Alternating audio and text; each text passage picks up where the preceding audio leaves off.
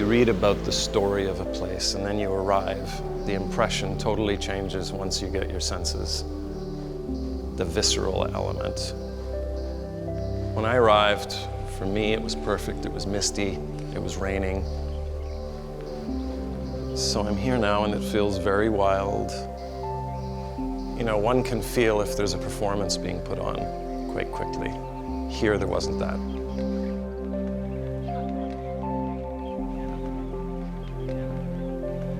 I guess the term that kind of brings together what I feel like I am as a tea explorer or a tea advocate, the basis of which is going to the ground zeros of where tea is grown and just talking to farmers, getting their histories, their relationship with the leaf, their very uncomplicated stories.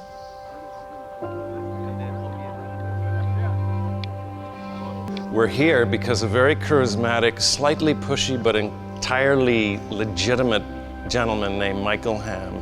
Michael had been referred to me by someone who said, listen, if you're gonna meet 5 people at the World Tea Expo, you should probably find this guy from Wild Orchard.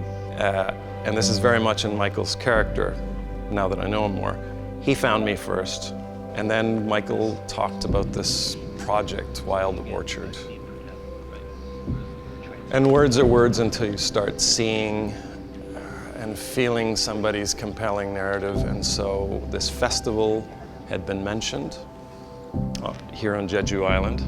I thought it's exactly what I love to do, is just to see the gardens and the weeds, and because you get out of the marketing blitz when you visit a garden, you have to. And so I arrived here and it's, we're about 7 liters of tea in 2 days.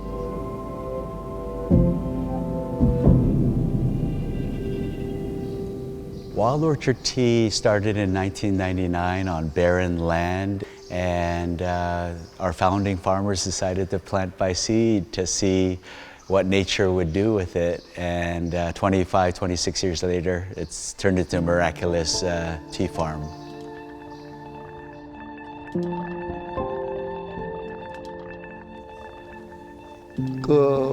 녹차 씨앗을 심기 전에는 소 방목장이었습니다. 소들이 뛰어놀던 그런 장소였는데, 제주도에는 비가 많이 와서 이게 토양 유실이 아주 심했었는데, 녹차를 심고 나서는 이제 토양 유실도 없고, 이게 이제 풀이 이제 잡풀들이 퇴비가 돼 가지고 이제 그게 녹차의 퇴비가 된 현재 상태입니다.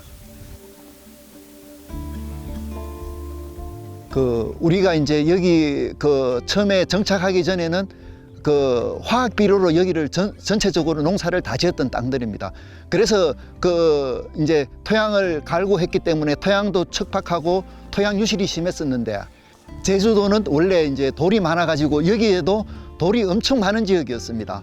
이게 이제 조금만 이렇게 흙을 뒤집어도 전부 다 돌이었었는데, 지금은 풀들이 쓰러지고 또 쓰러지고 해 가지고 그게 이제 퇴비가 되면서 이제 풀들이 이렇게 자연스럽게 이제 돌들도 덮고, 그게 이제 토양이 된 그런 상태이기 때문에 땅이 푹신푹신하고, 이제 땅 속에는 말할 수 없는 엄청난 다른 미생물들이 이렇게 이제 많이 번식을 하고 있을 거라고 지금 생각을 하고 있습니다.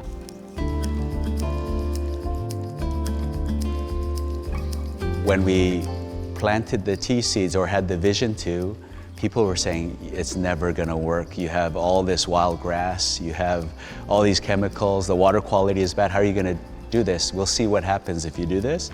But over the years, the water has become clean and pure through regenerative farming practices. The soil has gone from acidic, which allowed the silver needle grasses to thrive, now more alkaline with the tea trees. The soil, if you pick up the soil, you see worms, you see insects, you could tell that it's thriving and living. Regenerative organic principles is really about creating a thriving microbiome and a living ecosystem under our feet. Having a cover crop, you want to protect the soil and the microbiome of the soil. You want to integrate livestock, right? So that you have natural fertilizer, nothing synthetic.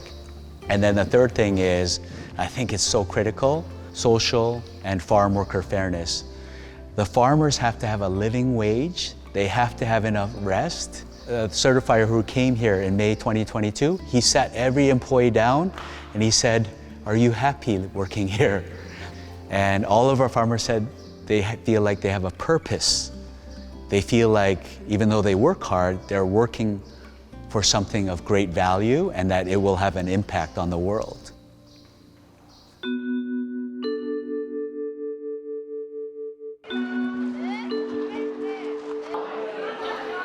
This place is interesting because it's a combination of old school for me, because you've got these tea gardens that are smidged in between these forests.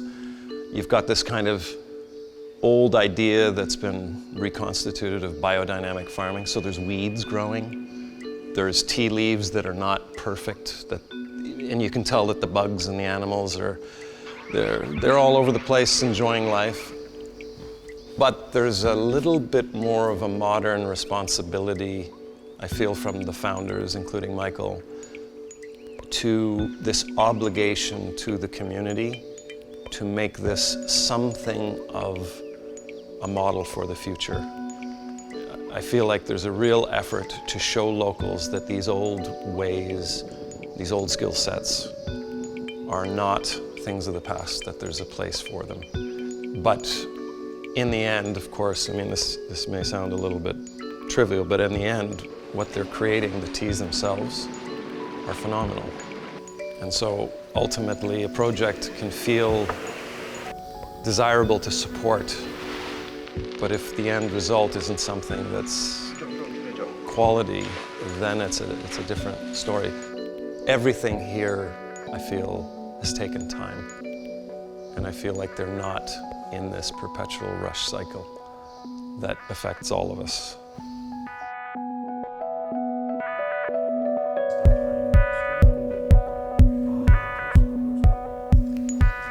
When we first started, we weren't sure.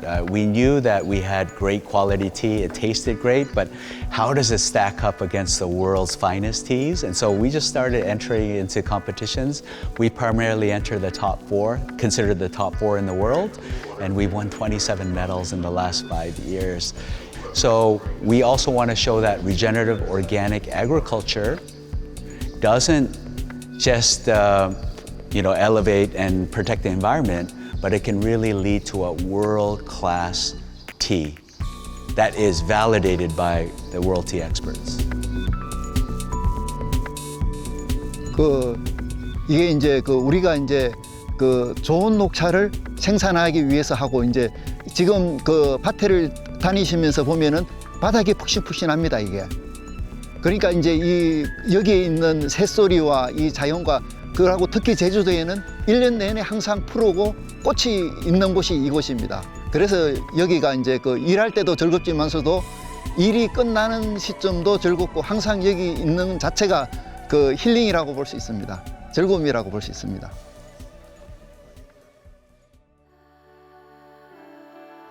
Tea takes time by necessity.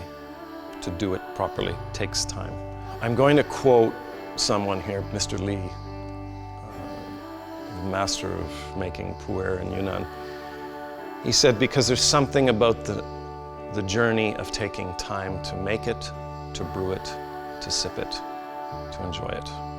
And I think that's my connection to it.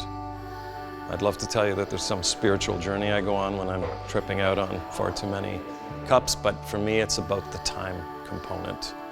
And I think particularly the time with community or others or just the cup.